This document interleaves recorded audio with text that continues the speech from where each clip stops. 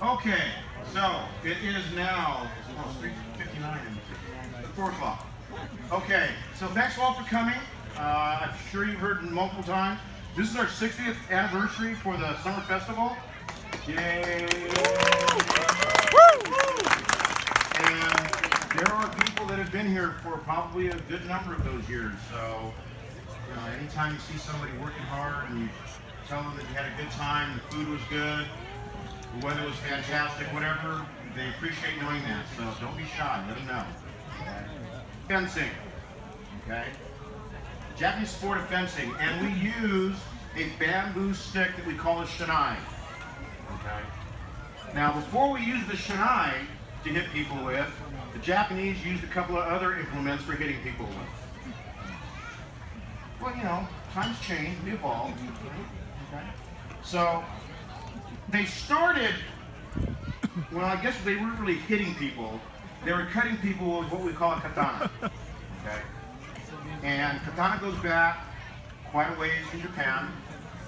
It probably was a weapon that came from China originally. They believed that it was at that time straight, two-sided with a point. But the Japanese took it and turned it into this. And it took them many hundreds of years to do that. And there was a period of time when the Japanese sword makers made just unbelievable instruments for cutting. Okay? And this is what they used in war. Not unlike fencing in Europe, which started from dueling and from warring and everything else. Kendo kind of evolved from that as well. It started with a katana. This is a katana. It can vary in length. It can vary in what the curvature looks like and everything else, but this is basically the weapon that the Japanese used. Okay. Well, the feudal period in Japan ended, like most things do, but you still had people who liked to sword fight. But it's really, really hard to practice with one of these, because if you make a mistake, your practice kind of ends. Okay? Kind of ends, and so they had to do something a little bit different. And what they did was, they came up with a wooden one of these. And this is what we call a bokken. Bokto bokken. It's a wooden sword. Bokto is wooden spirit, wooden feeling. Bokken is wooden sword. Okay? And they used to practice with these. And they used to practice, and they used to hit people. And they were made out of hardwoods, oak, Japanese oak a lot of times. And who's ever been hit with a piece of wood? Really? Now, I'm not talking about behind the woodshed smack because you did something wrong. Okay, that's happened to me at least. So, this will break bones, this will crack skulls. Who doesn't believe me? Anyone? Anyone? Okay, well, now we got past it. Really? Who's your mother? Okay, so anyway, practicing with the bokken, you can do it, but you can still get injured. Certainly not killed, but broken bones, cracked skulls probably weren't uncommon. I'm old, but not quite old enough to know for sure. Who's laughing? Okay, so they did something else.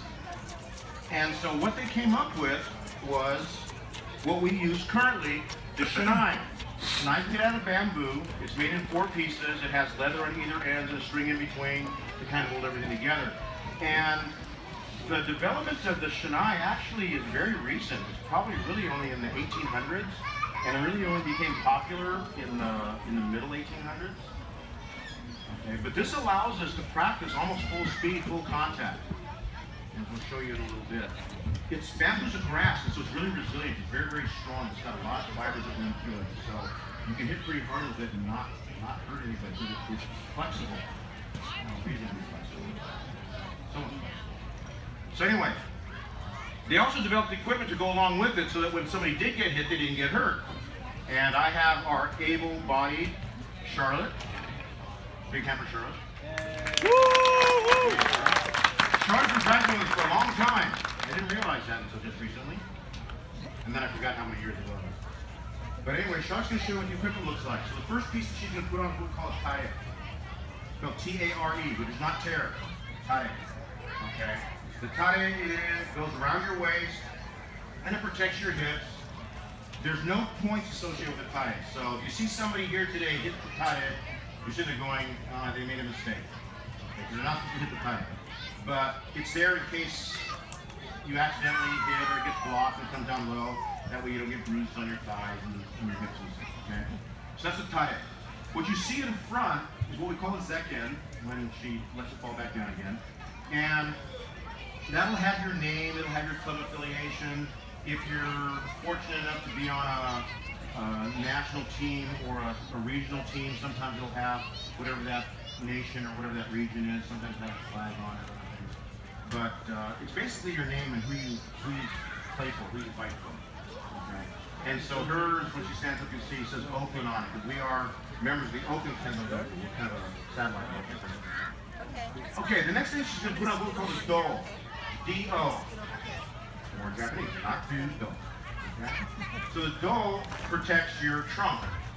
It comes about halfway around the body, comes up just below the throat.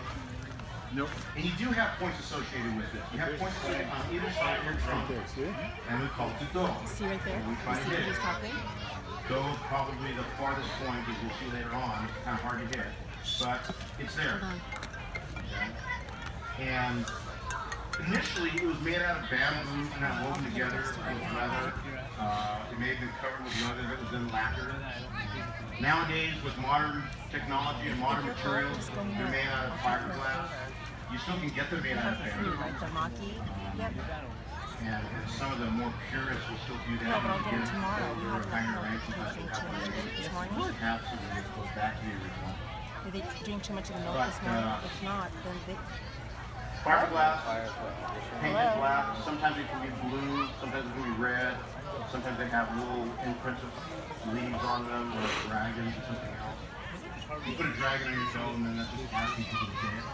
Not a lot of people do that. But it's done. It's done.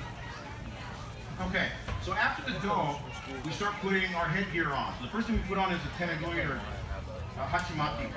Okay, and this kind of keeps the hair out of your eyes. It also absorbs some of the perspiration that you have. Who knows all of this? I'll just wait and I'll get it tomorrow. That way. Okay, so you know all this. Are you bored? Okay. You sure? Because if you're bored, we can try to fix it. Okay, just checking. Just checking. Okay, so the hachimaki goes around the head. Again, a little bit of padding. He's right there. You're watching the lady. Keeps the hair out of your eyes. And then on top of that, finally goes the men. I love this part. Ladies, what is that called? Ladies, what is that called? Whoever wants to hit men. I love this part. Everybody laughs, but nobody raises their hand. Who has a significant other? They would love to hit sometimes. That's not what we do here. This is the men. Top of the head is the headgear, okay? But it is pronounced the same way. Spelled the same way, M-E-N. And there's a point, so 2 points associated with the men. One on top and one at the throat. And so you notice, if you look at that it has a little piece that hangs down, kind of a little tongue, kind of like a catcher's mitt. And it's used to protect the throat. Because there is a point at the throat. Okay.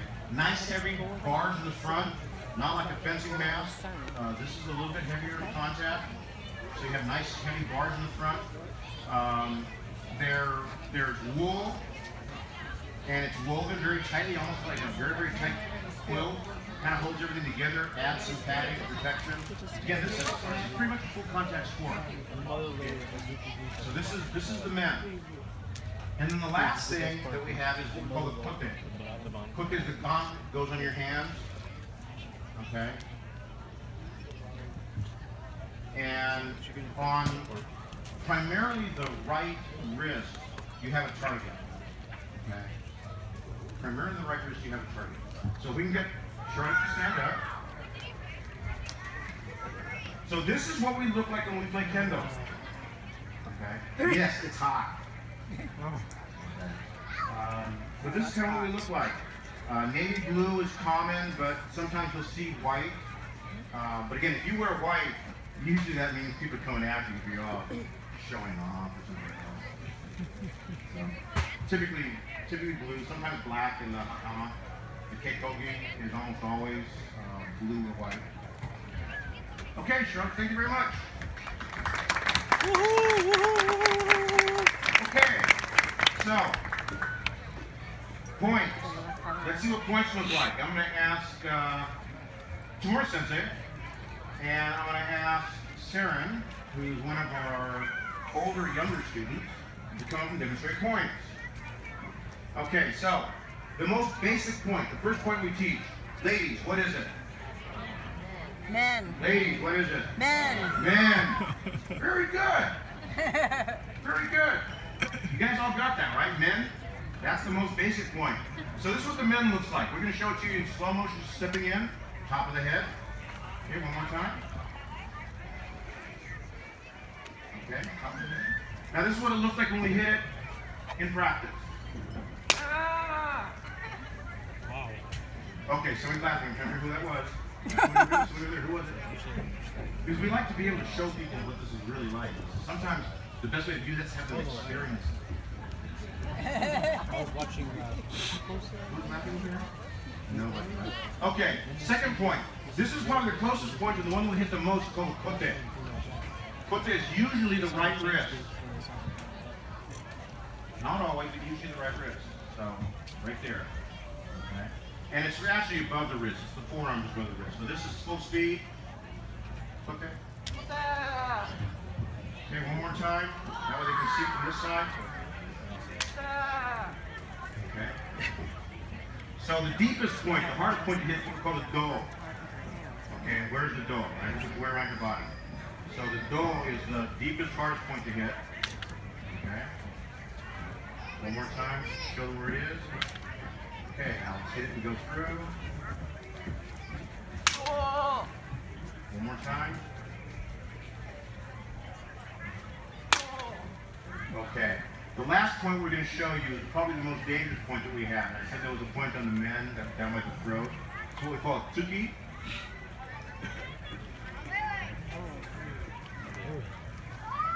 Typically, you teach this to your more advanced students because it is dangerous. So let's try to speed it up just a little bit. And one more. Okay. So, yeah, just imagine if you miss that, you get hickeys on your neck. It's really bad when the guy goes with the girlfriend's dad for the first time. Yeah, it doesn't really work. Okay, that's it. 4 points. Men, kote, do, ski. And then from there, what do you do? That sounds really boring. What do you do to get 4 points? So we have combinations. So basic combination. Kote men is a basic combination. That's usually so. The typical one is 4 piece. More of them. One more time. Okay, that's a real basic combination. Another basic combination is kote men do, which is putting more of them together. One more. Okay. And you notice that 2 things happen all the time. You hear him calling out the points he's hitting. Kiai. Okay, in a lot of martial arts, kiai is really important. And it is in Kendo as well. Okay, it shows that what you're doing isn't just haphazard, partly, but the kiai is also used to build up the energy, to focus the energy. And the last thing he does is he follows through with called zanshi. That shows that once you've made contact and made the initial strike, you should actually finish the cut. So did we go through kote men do? We did do kote men do. Okay, so Kendo came from people who used to fight, people who used to unfortunately kill each other. So we teach it very offensive-mindedly. I think that's it. Sounded good, didn't it? That came from a guy from England. Thank you, appreciate it. So there are defensive techniques, however, and they're not purely defensive, but there are some. So Tamura is going to show a few of these. So we're going to have Saren take, and let's start by having him hit the go for the wrist.